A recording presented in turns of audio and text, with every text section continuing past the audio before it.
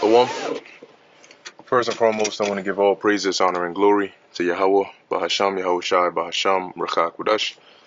Double honors to the elders and the apostles of Great Millstone, and peace and blessings to the elect. And I want to start off with this quick precept here in Luke chapter 14, verse 27, to sort of, get into the lesson, which it reads, "And whosoever doth not bear his cross and come after me cannot be my disciple. For which of you, intending to build a tower, sitteth not down first, and counteth the cost, whether he have sufficient to finish it? Lest haply, after he hath laid the foundation, and is not able to finish it, and all that behold it begin to mock him." All right. So basically,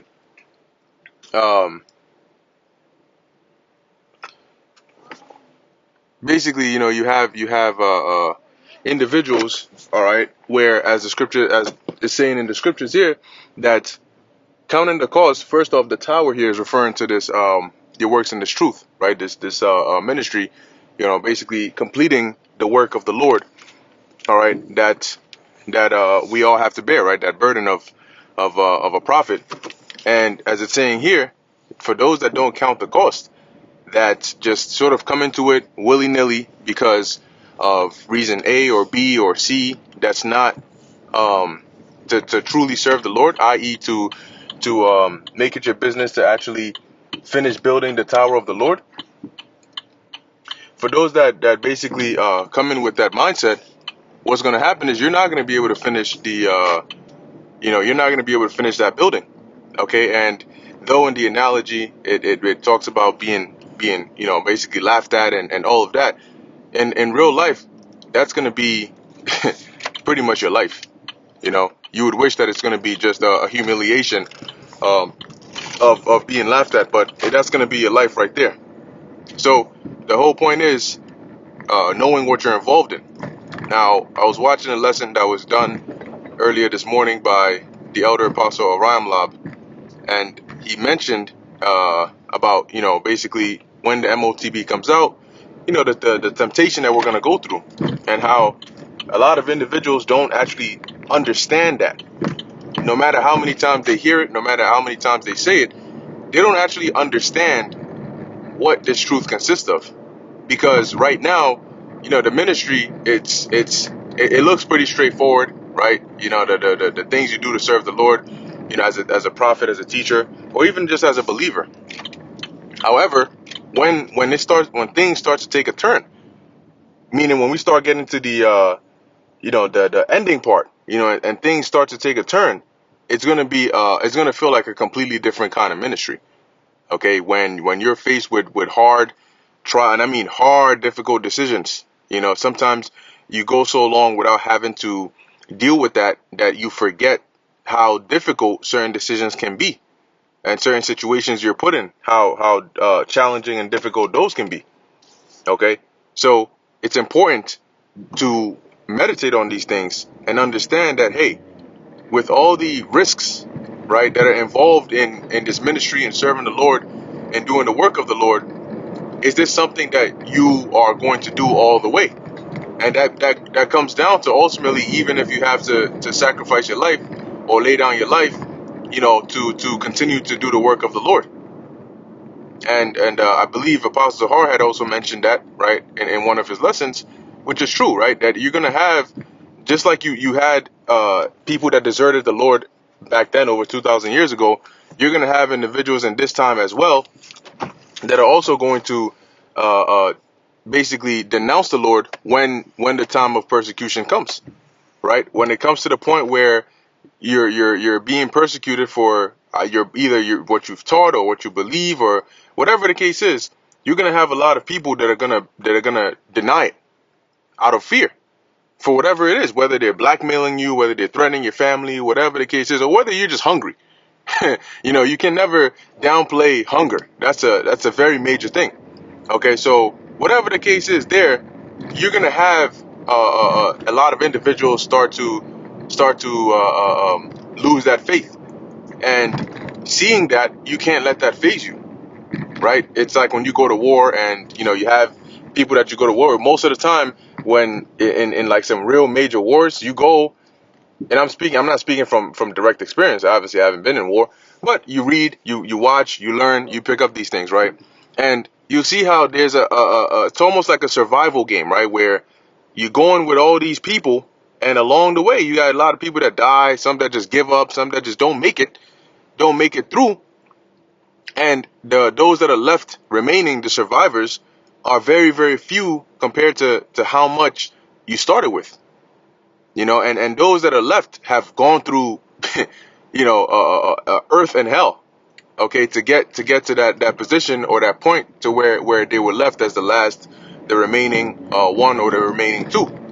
And guess what? The scriptures say that it is through much, roughly paraphrasing, through much tribulation that we must enter into the kingdom, into the kingdom. And so you got to be prepared for that tribulation. And it's not that it's going to be easy, but it's about how strong your resolve is. Did you count the cost? Were you aware? Did you say, you know what, this is my situation, this is my whatever the case is, but I know that if it comes down to it, there's certain things I'm going to have to let go. If it comes down to it, there's certain things that I'm going to have to, have to sacrifice to bear that cross and to finish the building of that tower.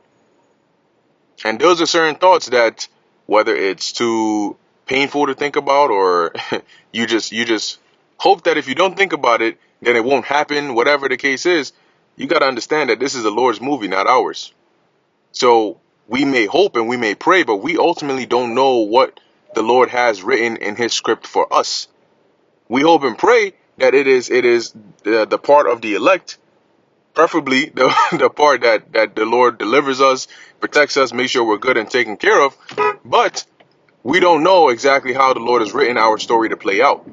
So your resolve has to be strong enough to where, even though you may not know that whatever the Lord has written for you, regardless of what it is, you're gonna endure it and continue to serve him and continue to be faithful to Yahweh Ba'asham Yahweh Shai. And that's a difficult thing, a tough pill for people to swallow. It's easier to say, but when you see something like, for example, Abraham's situation, right, where he says the Lord asked him to sacrifice Isaac. It's a tough pill to swallow, because you may say, oh yeah, you know what, whatever the Lord has written for me, that's what I'm gonna do, and I'm gonna get into it and yada yada. But guess what? Now the Lord says, yo, give me your son. Oh shoot, Lord. I mean, man, you sure that he's the one you want? I got lots of servants. I don't know if that's the see. That's when. Wait, you said before that you would be willing to do whatever it takes, but now I'm showing you a glimpse of whatever it takes, and here you are, sweating, stumbling, fumbling, and not because then you get a taste of what it's really like to put your money where your mouth is. And we're all going to be forced to put our money where our mouth is. But obviously, those that are of the elect, the Spirit of the Lord, the Spirit of Yahweh Ba'asham Yahweh Shai is gonna help. It's gonna keep us strong. It's gonna give us the resolve in order to make it through. Because it's not gonna be easy. That's the thing. It's not gonna be easy. We talk about it a lot, and because we talk about it a lot, it's commonplace in your ears. So almost like trivial. Oh, the MOTB, the MOTB, the MOTB, the MOTB. But when you actually see the MOTB, the hour of temptation, the hour of temptation, the hour of temptation. But when you actually go through a minute of that hour of temptation, you have a different perspective of the hour of temptation. You probably won't even throw that term around so lightly, because of just what exactly it's going to mean. What does it mean to be in the hour of temptation? When you maybe you haven't eaten in 2-3 days, and maybe that's like the initial test that the Lord is testing you with. Okay, these are all things that are going to happen. Life is going to get very real, and it's much harder because America doesn't prepare you for these things. America puts you in an artificial simulation of a life where the people have become so weak and fickle that the slightest inconvenience feels like the end of the world to them. So what's going to happen when the actual end of the world comes? What do you think that's going to feel like? It's going to be unimaginably terrifying for people, right? And even though we have the Lord on our side, right, Lord willing, we're still going to need the Spirit of the Lord in order for us to maintain the right mindset, and the right spirit to continue pushing. Because when you imagine that, when you're down and you're still being kicked, and it's not just about like enduring the kicks and then laying down. It's about having to get back up after that. That shit is gonna be hard, man. It's gonna be hard for people to go through these things and then have to get back up and keep on pushing. So yeah, that's pretty much what I wanted to say and emphasize, because when the apostle said that, it really resonated in my head. Sometimes you have those moments where you just think about something, something that you usually hear, but sometimes it just hits you differently, and you actually sit down and meditate on it, like, yo, what does happen if you have a loved one that is sick? And it's easy, like I said, it's easier to say, oh, you know what, I'm gonna just trust in the Lord and I'm gonna just tough it out. But when you see this person in a condition where they look like they may be about to die, they look so weak, they look like they're in pain, they look like they're suffering, and all they need is some medication, but you can't get that medication because you can't take the MOTB since that's what's required. you know So, those are the kinds of things that are gonna make it difficult, man. But Lord willing, if we be of the elect, the Lord will make a way for us. So he'll give us the resolve, great enough to endure these things and to rise to the occasion and to overcome through the spirit and power of Yahweh Ba'asham Yahweh Shai. Anyway, with that, I'm gonna end it here. Lord willing, that was edifying and exhorting to the elect. In closing, I want to give all praises, honor, and glory to Yahweh, Bahasham, Yahweh Shai, Bahasham, Recha Kodesh. Until next time, Shalom.